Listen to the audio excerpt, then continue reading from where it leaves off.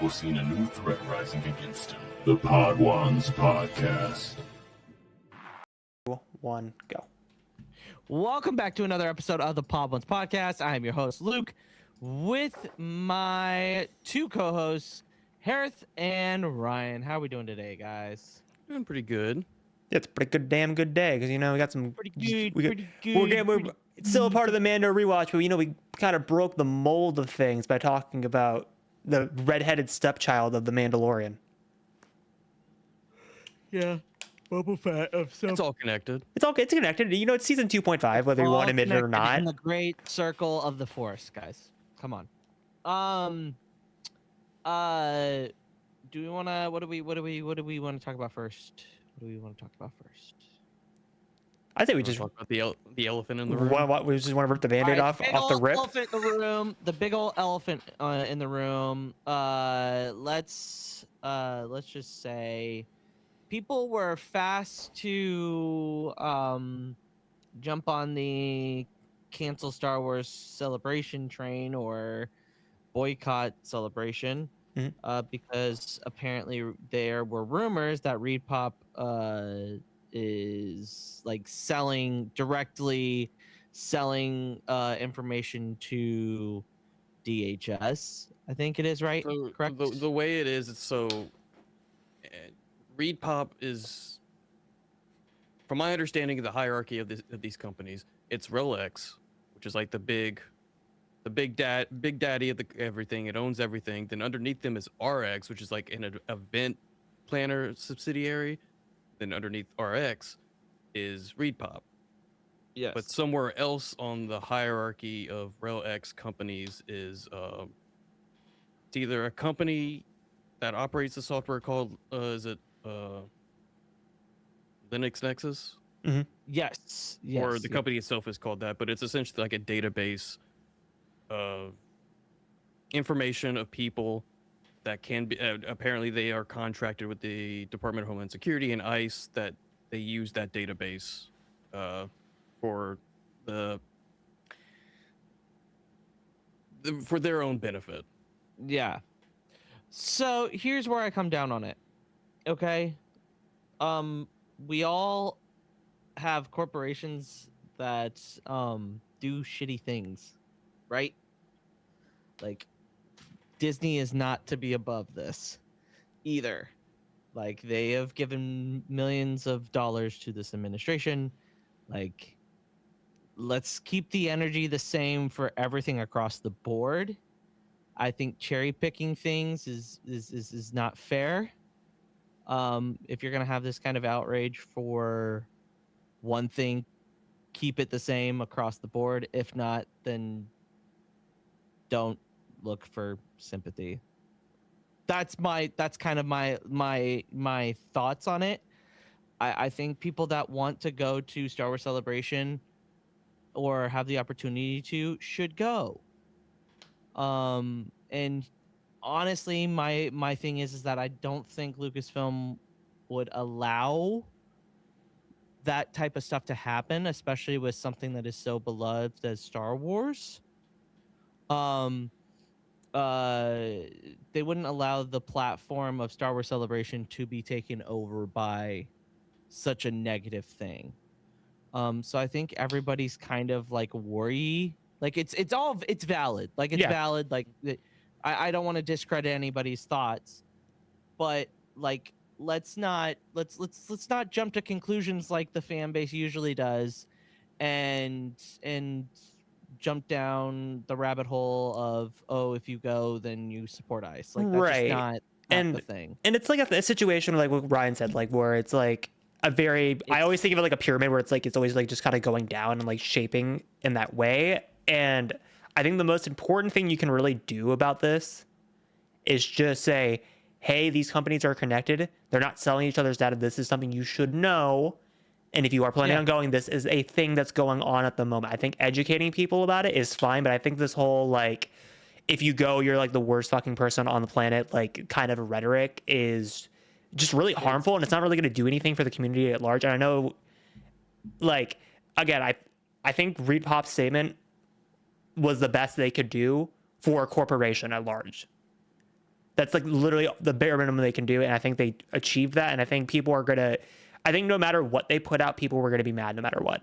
And I think, Yeah. and like I said, like if you're in the U.S. right now, and like this is a thing that worries you, don't go. If you, Yeah, if just it's, don't go. and if it's, if you're obviously, I don't think, because like I've talked to, I'm not gonna name them obviously. I've talked to like plenty of international mutuals of ours, and like before this came out, they were not going. Like Yeah. it didn't matter if this company was connected to contracting with ICE or not. And then the other thing I also wanted to talk about, like, because obviously they're not going to go. And then the other thing I wanted to talk about on this matter, obviously they're probably going to re-up it, but the contract for this specifically is going to go out on February, I think 28th is the date. A video of another content creator that is like big with C2E2, which is Chicago Comic Con. He said it was February 28th. And like I said, it's probably going to get re-upped. Let's be real. But like there is a chance by the time Celebration tickets go live in April, because remember, it always goes live the year before the event starts. Between April and June, depending on, that this is not going to be a situation still. Again, this is something to keep an eye on. I think this is something we, as creators, we should platform out and say, this is, so you guys are aware, this is what's going on. But like boycotting this is not going to do anything. It's not gonna do anything. And like Chase is not here to like explain what they said in the group chat, but I do agree with their standpoint of like there are so many other things right now of corporations that collect your data. And I think there are so many, like you can go like into the rabbit hole of like consumer ethics and like nitpick every single choice that, because either way you count it, data is going back to this administration. Your money is going back to funding ICE. Like we're just kind of in this shitty situation with this administration. And it's this point of like, we're kind of just shackled by what's going on in our country. And 100%. And like, I don't want like anyone that's like watching this to think like any of the three of us are pro ICE. We're not. We're all three of us collectively are abolish ICE. Hell, I call my fucking, I'm not saying this to make me feel myself better about the day. Like, but like I legitimately, before I work, call my senator and talk to them about and leave voice messages to abolish ICE.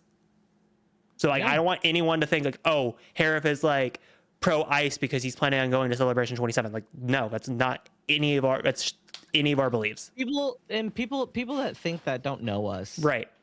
And that's the other thing. Like you don't like if you really think that the three of us and even Char or anybody that's associated with us is okay with what's happening in this country right now. I just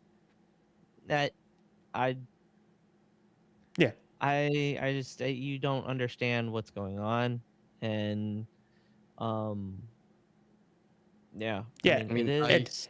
said it in the Discord, like I signed it, the petition that's going around, just because it was a petition that was going to make the people that need to be aware. I even said that when it kind of came out, I was still hesitant, not even wanting to make plans, because I mean, I know I'm a privileged person, that it probably wouldn't directly necessarily affect me if I went. But at the same time, I mean, there are international people that we know that would have loved to have gone. And I remember when LA was announced back in Japan, immediately people were like, I don't feel comfortable going. And that's their prerogative. Yeah, and absolutely, like I'm not gonna guilt trip anybody regardless of their stance. And I mean, the best thing that people can do right now is make those aware, keep spreading the message, research, properly research it. I mean, look into it. And I mean, the unfortunate thing is that like I don't think the people that want something to happen are going to get what they want to happen. No, 100%. I don't think.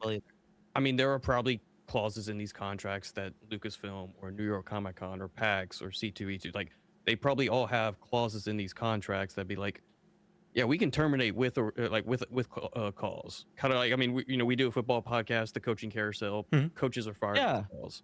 There's probably something there in there.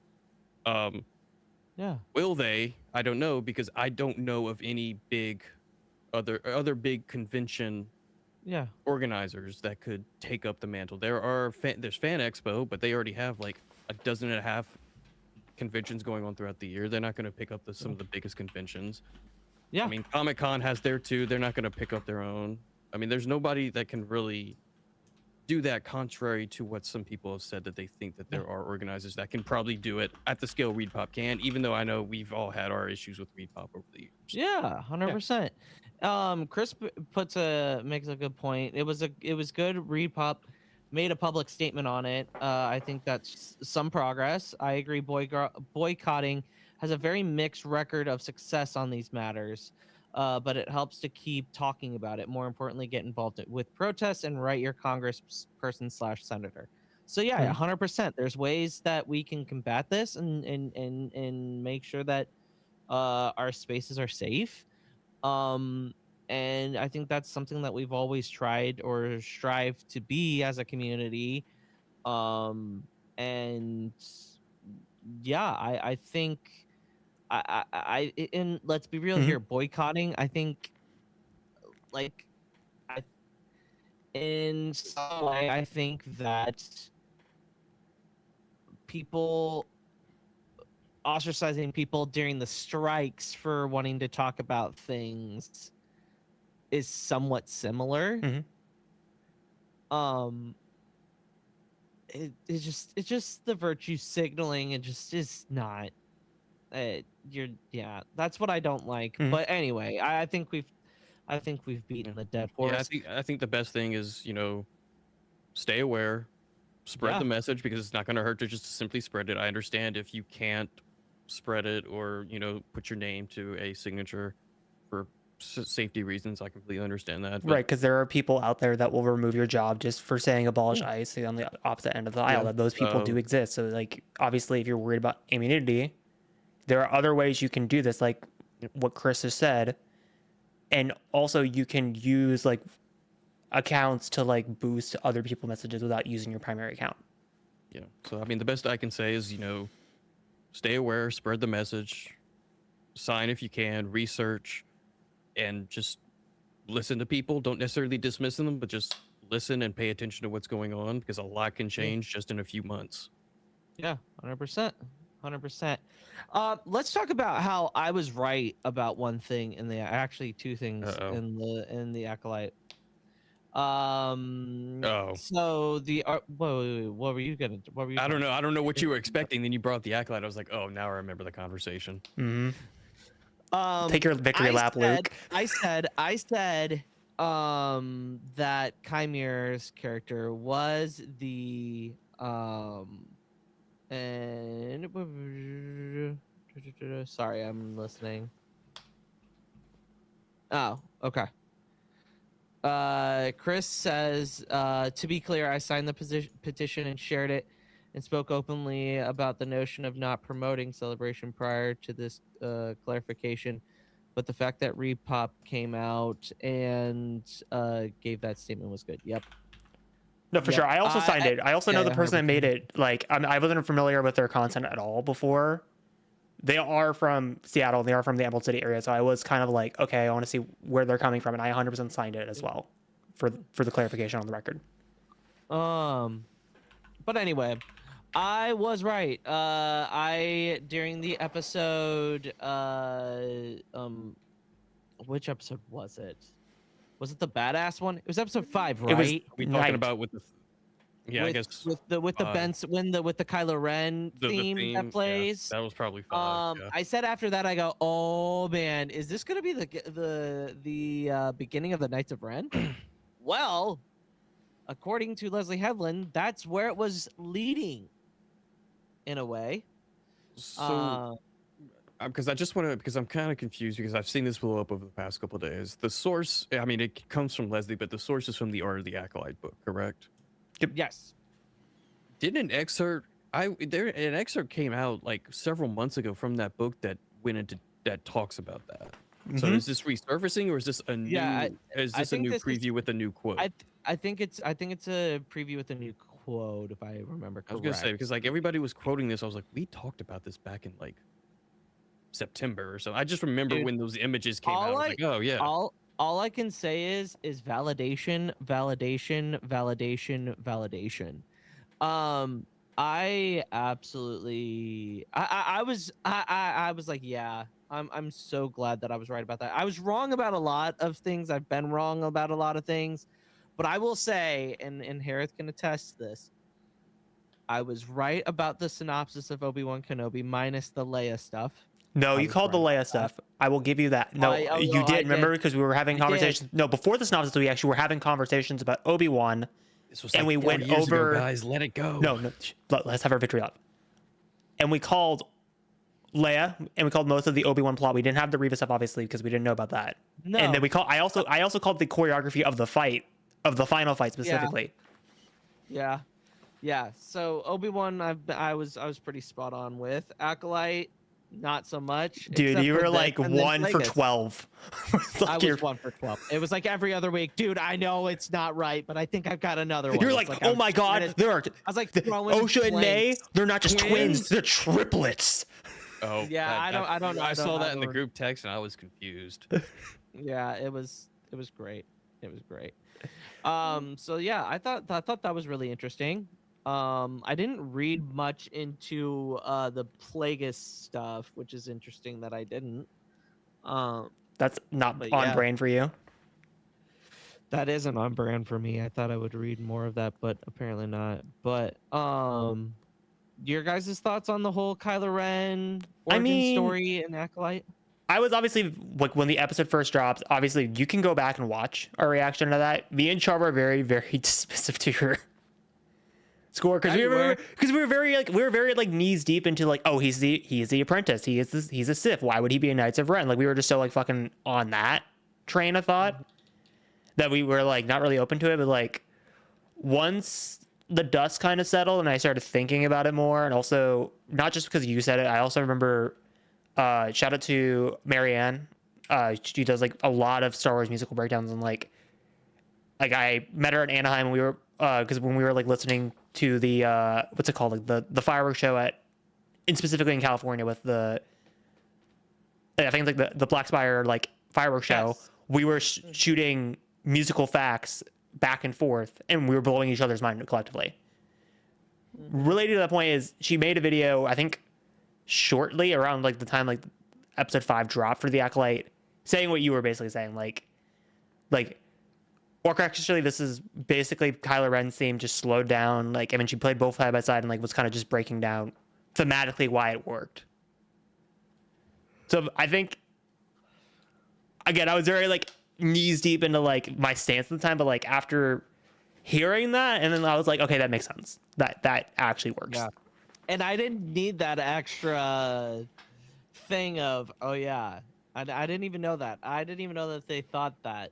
So I just manifested it myself. I was like, oh wait, what if this is the beginning of the Knights of Ren? And then it was like came out like, oh yeah, that's what it's supposed to be. And I was like, And then addressing what Chris just said in the chat, like, wouldn't been nice to see that manifestation for the Acolyte season 2. 100%, which means that we were gonna get more Plagueis, and I'm really upset that we're not gonna get more Plagueis. I'm still convinced A-holes. we are Hey, getting maybe a something spiritual happened. successor.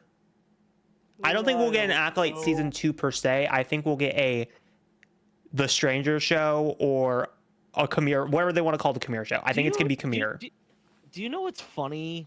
The Acolyte in season 2 of Rings of Power were coming out around the same time, so we had 2 strangers.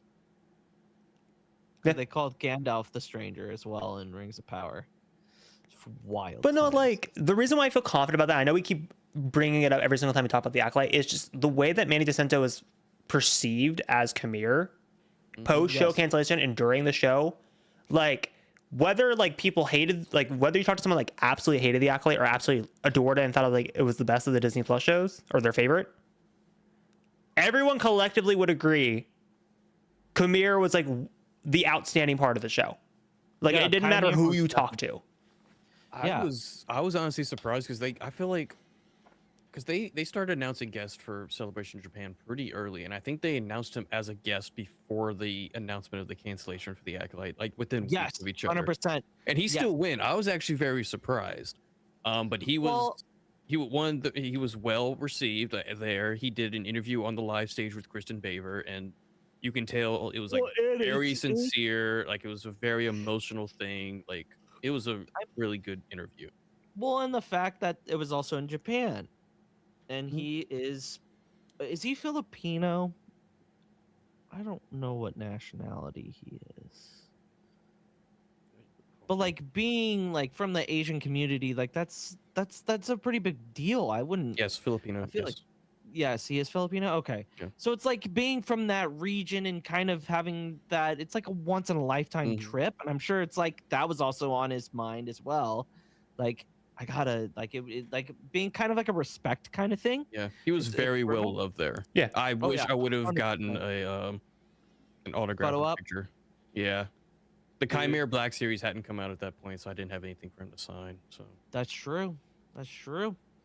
No, I just I love being validated at the end of the day. It's great. It's great validation. Validation. All right. Time to get into episode 1 of Book of Boba Fett. Book of Boba Fett. Oof. Ryan's like loves your It's like holy shit, this is when terrible. we just oh god. yikes. So everybody knows that I'm not a big fan of this show. I've rewatched it a total of 5 times. I feel like every single time I watch it, I'm like, you know what? It's not that bad. No, It's not that Before we bad. go into details, like in terms, so there's 7 episodes in this show. What episodes do you think were the low points that caused people to dislike this show? I think it was the first 2. I actually completely disagree. Based off of, I will say based oh. off of Rotten Tomato scores, it is not the first 2. No. Oh, it's episode 5. Nope. Oh, those are episode 5 and 6 are the highest reviewed in the show. 3 and 4. Oh, it's 3 and 4. 3 and 7. 3 in the 7? finale. Finale.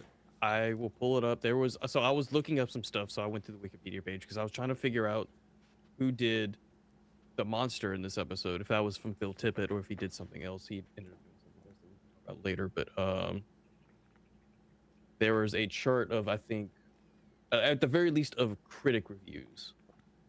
Yeah. Critic reviews. No, Star Wars is never going to be like, except for Andor.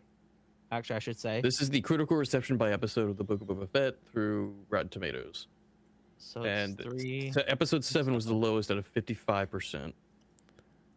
And remind you, that's not 55 out of 100. That's 55% of the critics recommend that episode, or gave it a positive. Thank you. Okay, I was glad you clarified that because I always get annoyed at the way people talk about Rotten Tomato scores. It's still a big, like, I mean, it's still, I think, a good.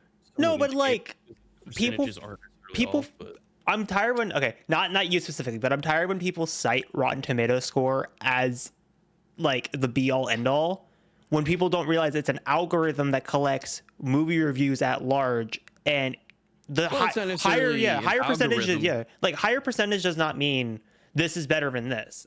It means say it's not more critics necessarily- recommend this or more Yeah. audience members recommend this. it is a aggregating site, but it is a site that people submit their reviews to. Correct. You have to be a Rotten Tomatoes like approved critic to be able to submit your review Right. for that to count. I But just, I just thought that was yeah. interesting that those were like the indicators of Of like the season, where of at the least top in business. critics. I don't. It's harder to probably figure that out for users Fans. because I also do not trust audience members for Rotten Tomatoes at all in the slightest. I'm gonna look it up. Well, If you want to have a fun time, go into Last Jedi, go to the No, I'm audience good. members, and go by I've seen 1 that. star and 5 star. You'll I've seen you'll that. laugh your asses off. Actually, yeah, no, I'm good. I was born in those in that darkness. I am well aware. Same, but the Do 1 star not- do reviews not are fight the so old magic. I was there when it incomprehensible. was written. I know everything about Rotten Tomato user scores and how bullshit they are. Shout out to Captain Marvel for being the reason why there are verified user reviews now. yeah, my boy. But anyway, my rant was, it's thumbs up, thumbs down. Higher score does not mean better product. No, absolutely, yes, 100%, 100%. But just thought that was interesting when I noticed it earlier. No, it's this show is really not that bad. It's actually really fun. I don't want Um, to spoil my like opinions on the first 2 episodes, but I guess I'll just spoil it right now. The first 2 episodes are my favorite of the season. I love 1 and Huh. 2 the most. Why? Do you remember what episode 2 is? Is that the sketchy one? That's the train heist episode, my guy. Oh, the is it train really that early? heist. Wow. Okay. I guess that That would is make. I mean, yeah. early. I guess. And I think, again, I'll get more into it in episode 2. I honestly think episode 2 is actually one of the better Disney Plus episodes for Star Wars live action. I know it's gonna get fucking drowned out by Andor, because you could fucking do an entire top 10 list that's all Andor episodes. And you would obviously have to mention the Mando season 2 finale, which we covered last week, and you would have to probably mention episode 7. Obi-Wan. You have to mention Obi-Wan episode 6. finale. But I do think the train heist is up there. And Acolyte episode 5. I was gonna say. I think people tend to forget about the train heist. I forget about the train heist.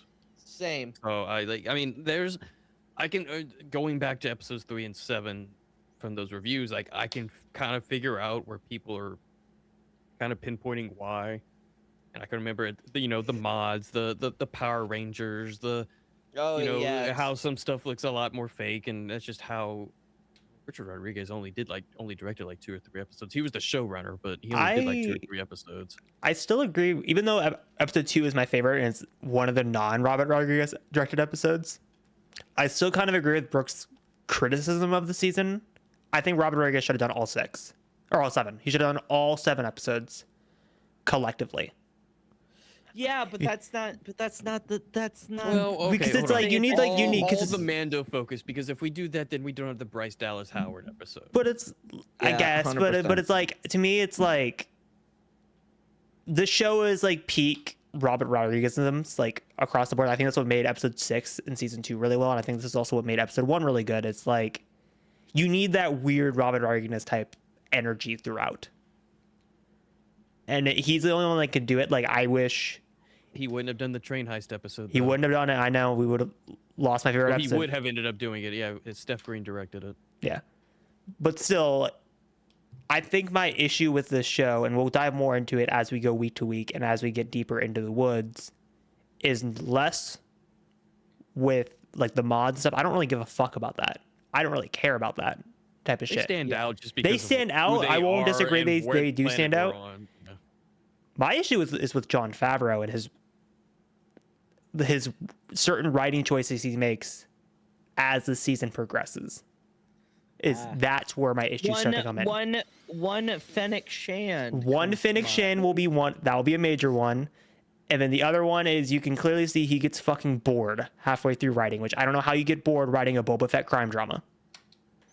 I still wonder if this was meant to be Mando season 3, and because Pedro kind of blew up along with the pandemic being at its height when they started filming this, that they had to kind of go in through some quick rewrites to kind of to cut Mando out a lot, and if Mando wasn't going to be involved more so in Tatooine from the beginning, just because what else does Mando have to do at this point? I'm more curious about, I don't know if you two specifically remember this early into the Disney buyout, but at one point, I think it was in Celebration 2016. Brian could correct me on this. It was either Josh Trank was supposed to be this was during the whole Fan 4 stick controversy, was supposed to do a Boba Fett anthology movie.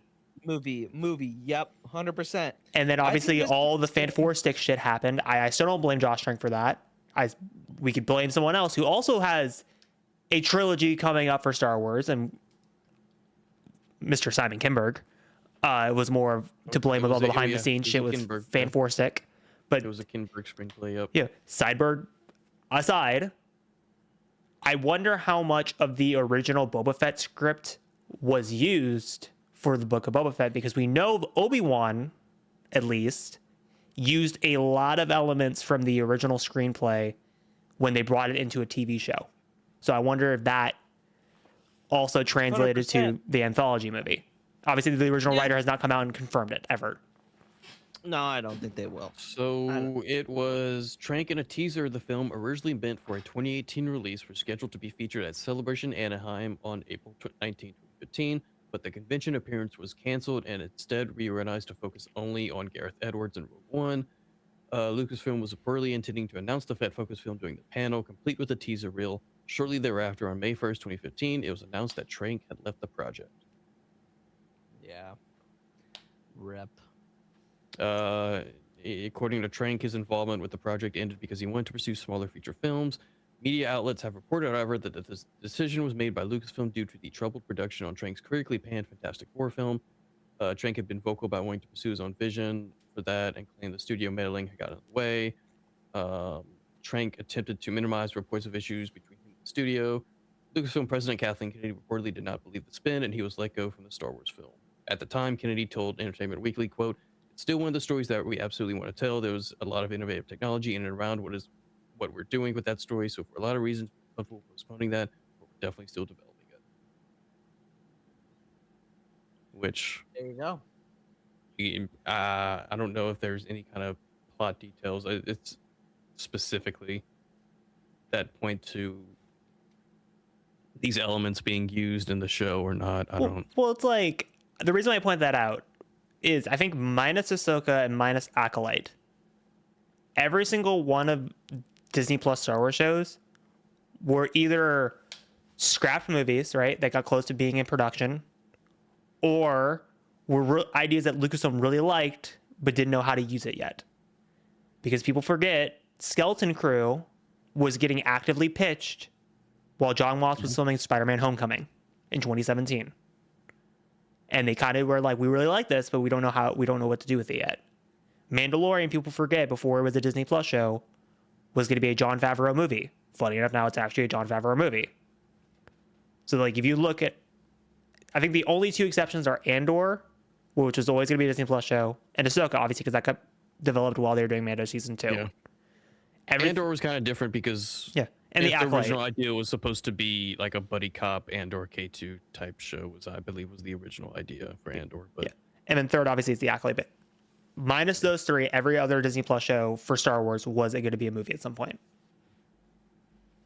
So I thought that was interesting to mention that off the rip, because like I was thinking about that because I was like, I don't think anyone's ever mentioned the Josh Trank situation while talking about Book of Boba Fett. I think everyone just kind of like stepped over it. So I think there were some people that probably asked if there was anything reused. Yeah. I don't know if that's ever confirmed. I know with Kenobi, a lot of stuff was reused. Yes, 100%. 100%. But I don't recall.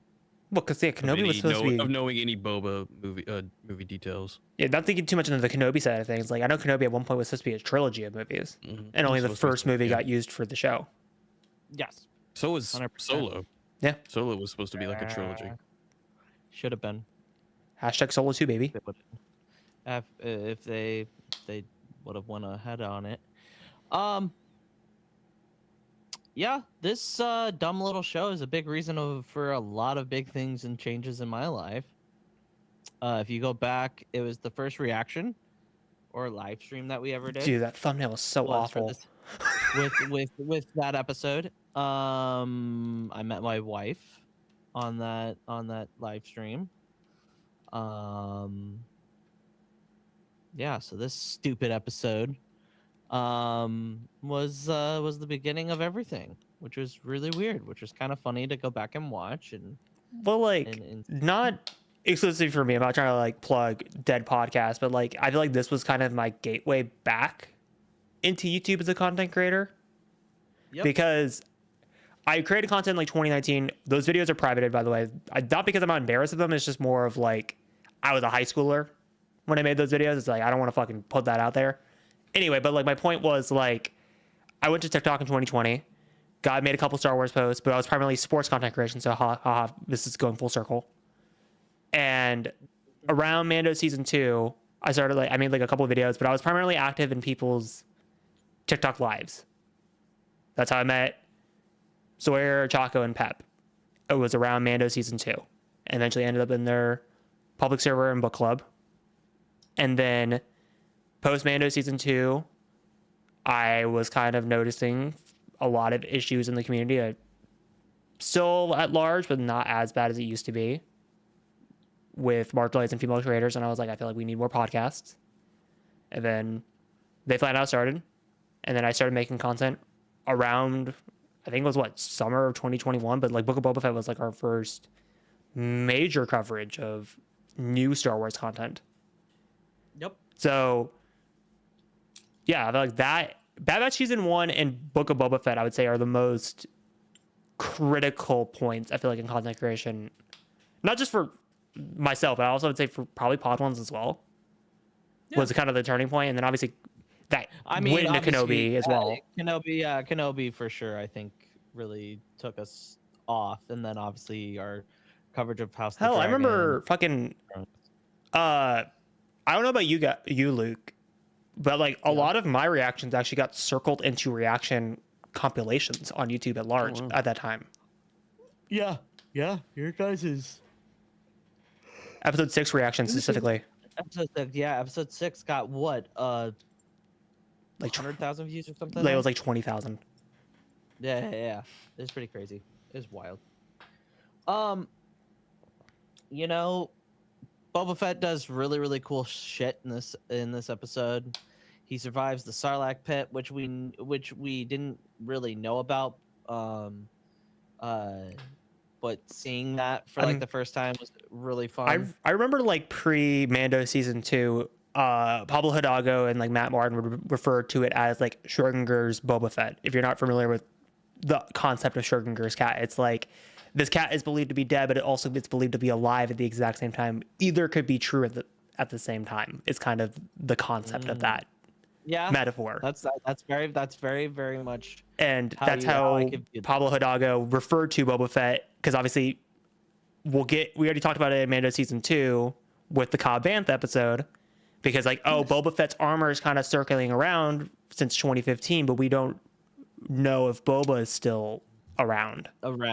Yeah, 100%. Until we get that confirmation in the second episode of season 2 of Mando. Well, technically season 1 is the first hint of that confirmation. Season 1, yeah, the Spurs. I guess, but no, I am just, it's really, really, really, really, really interesting. Really, really interesting. Oh my God, Obi-Wan, I didn't even think about that as a connection. I was thinking about that as he was rising out of the sand earlier. I was like, yep. Dude, the Patton Oswalt filibuster is fucking iconic. I love that goddamn filibuster. It's so funny. Like the way he just like connects like Star Wars to like Marvel to like fucking DC. It's like the biggest, like the fact that he just randomly was like, we're just going to do a filibuster on this in the middle of Parks and Rec is just hilarious. Yeah. And then they were like, you know what? That's not such a bad idea. Mm-hmm. Let's use that. Let's use that. So waiting on Boba Fett to get the Infinity Gauntlet as he described, you know? What are you doing, Disney? Yeah. Yeah. Really. Excuse me.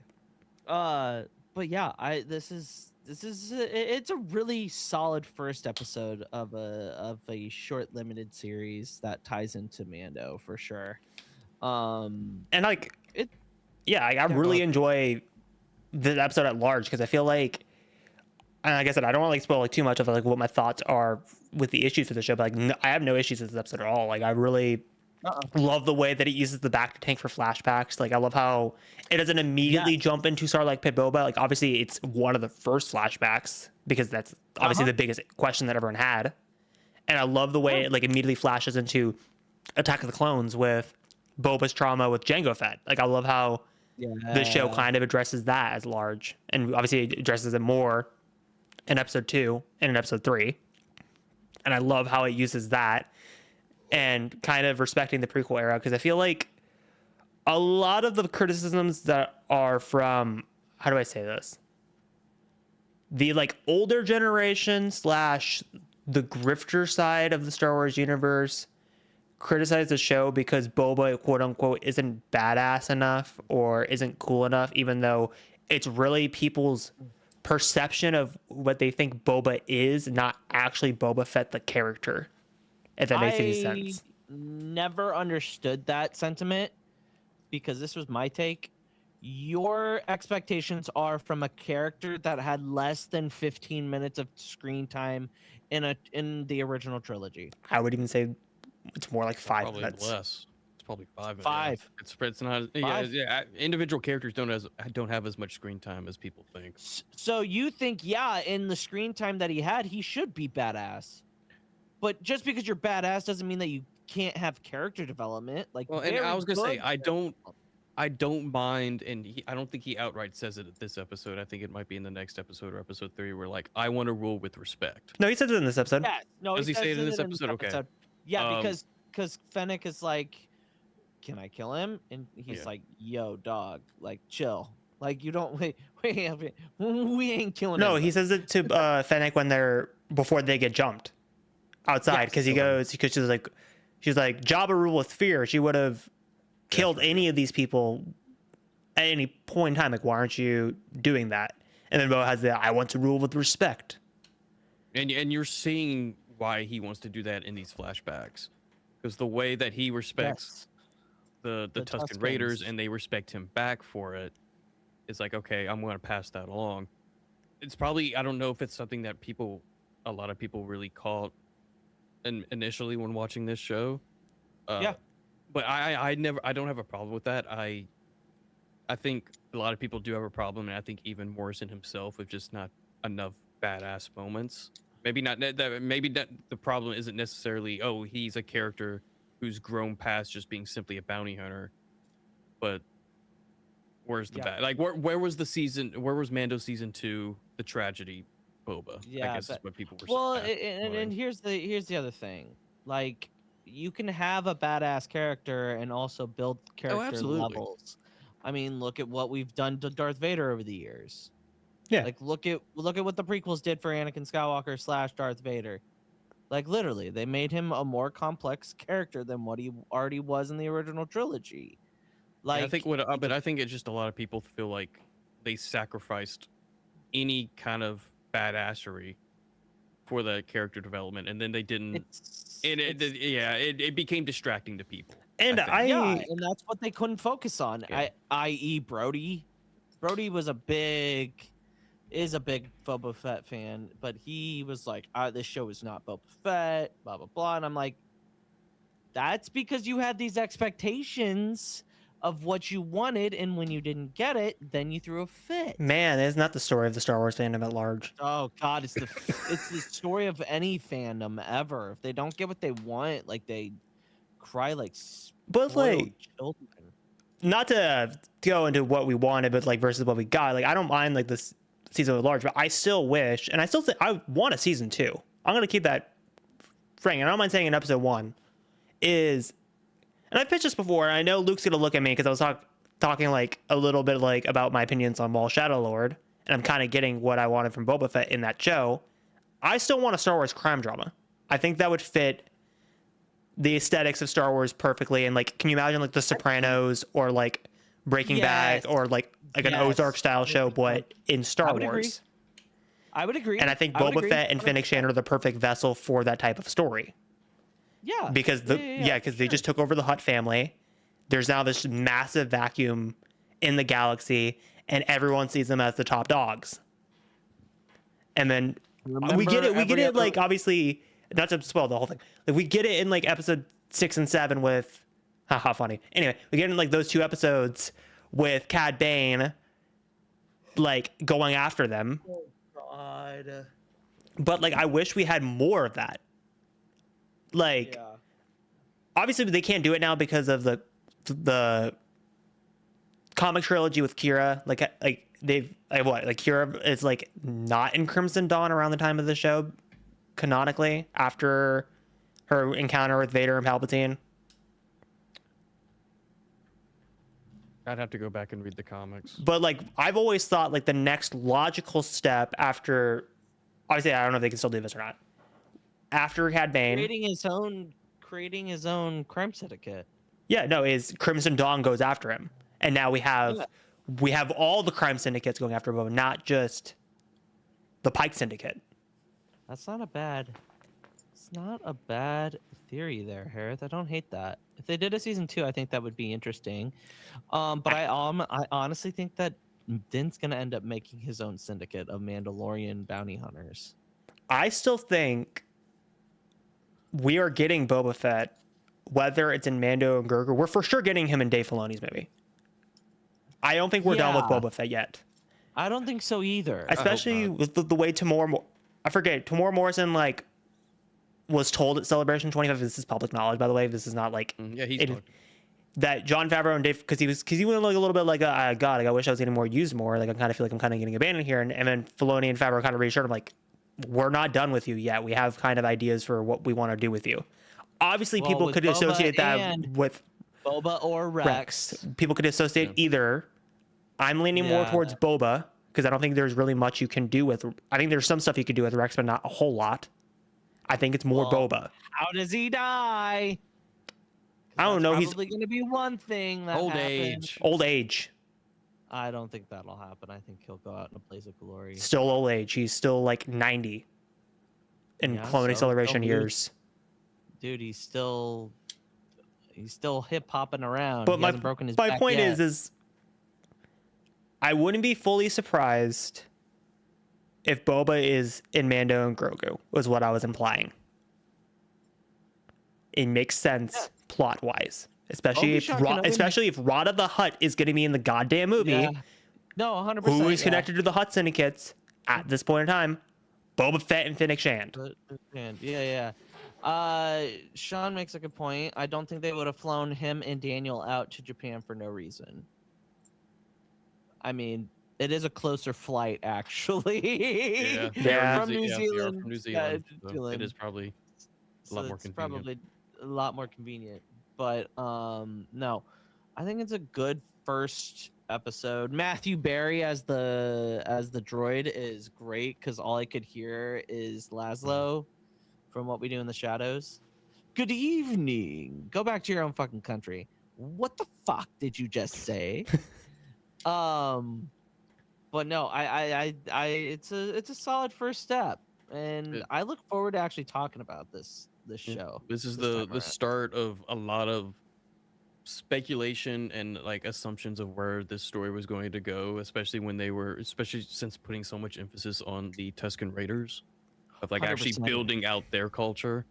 Yeah, I remember the theories of like, are we going to see Tatooine before it became a desert, or is that like the goal is to Get it back to where it was. get it back to where it was somehow, because I forgot. That must have been a later episode where that theory made sense. But Yeah. Well, yes, and because I he has the remember, flashback.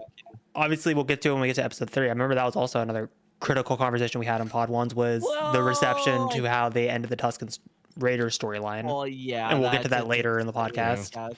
Yeah, we'll get that later the next 2 weeks. Speaking of Tusken Raiders, the Tusken Raider child, do you know who that is? No, I do not. No.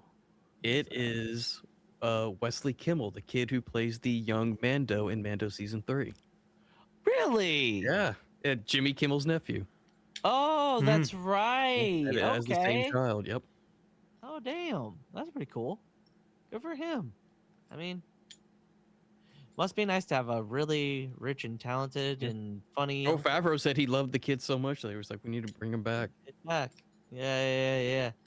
But yeah, I'm really looking forward to covering this each week.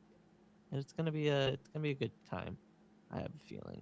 Oh, the one random moment, the monster out of the sand. Yeah.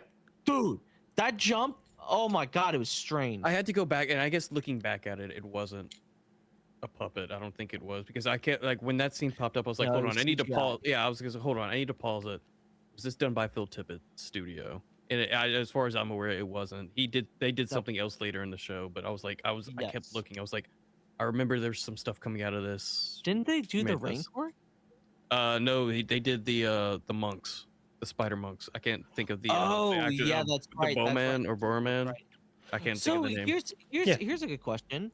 We know that there's a Sith shrine on Tatooine. Is that Do canon? we think? I'm pretty sure it is. I feel like that's EU. I could be wrong though. Might be an EU thing. I don't recall this in canon. I thought it was, but I mean, it essentially could be. But what if the Sith are responsible for the destruction of the planet? Like not the destruction. Oh, but, isn't like, it in? I could be completely wrong. my Legends lore, especially KOTOR, is completely. But aren't the Rakatas like responsible partly, or don't they play a part in Tatooine? Something around those My lines, I think. KOTOR lore knowledge brain is like Yeah. 0.1%. I don't really remember. I always thought it was the Sith Or maybe I'm getting something confused. had Maybe I'm had getting had different- a I might hand, be getting different species confused. but no, I think that would be kind of a fun little thing Yeah. to And dive into. like one of the things like that standed out to me like in this first episode, I think it's the first two, is I forgot how like well shot this episode is. Oh, like yeah, it's this like episode was, like, cinematically it doesn't- beautiful. One of people's biggest complaints is that at times the show looks cheap, and it's just the way, especially if it's a Robert Rodriguez directed episode. I think it's just the way he directs. Directs. It, Yes. it does not look. It does not look like that here. Yeah. 100%. Well, I think this is a good ending point. Anything else that we want to talk about? No, I think we hit everything at large. I mean, like I said, we got the best episode next week, Yeah, it's gonna be in a my good one. opinion. Except everyone would say episode 5 and 6, but you know, I'm the unpopular one of the group. I mean, those are I'm Mando kinda- episodes. Let's be honest. Those- They I get are. it. they're- They are good they are. episodes. They are probably technically, subjectively, at least We the get best to- episodes, but those are still Mando episodes. We get to talk about Chrysussi. Oh god. Oh God, I forgot. Oh, about I this. love Chrysanthemum, baby. I don't like love that nickname you it. gave him. Chrysussi. Anyway, pretty sussy. Ryan. Oh, fuck you, Hereth. Ryan, where can the good people find you on the social medias? They can find me over at RyanPW over on TikTok and Twitter, as well as at least for one more Tuesday over on the Gridiron Guys as we talk about the Super Bowl next week. And who knows what our schedules will be after that. Actually, Oh, 2. yeah, that's next 2, week, because yeah. you get preview. Well, I guess we'll and then talk the about recap. after. We'll do the recap and do whatever. I'm thinking that we'll probably move to once a month. No, I'm saying we'll do the preview for the game, and then we'll do the discussion I know. afterwards, I and know. then we go I know. once a month for, and then we'll do weekly content, yeah. and then we'll just film like a bunch of shit and just fucking backload the fuck out of it. Yeah, absolutely, 100%. Harris, where can the good people follow you? Well, the good people can find me over at Hereth Productions on TikTok, Instagram, and Threads. Of course, you could find me already, as mentioned, at the Gridiron Guys podcast. We still got like 2 more weeks worth of like NFL coverage, and then we move into our off-season content. Of course, you could find me here for the Mandalorian rewatch as we move through the Book of Boba Fett. And Luke, where can the good people follow you on social media? You can follow me at Jedi Master Eggs on all social medias. You can follow us at the Pod Ones on all social medias as well. And I am also on Gridiron Guys on Tuesday nights. But that's going to be it for this episode. May the Force be with you.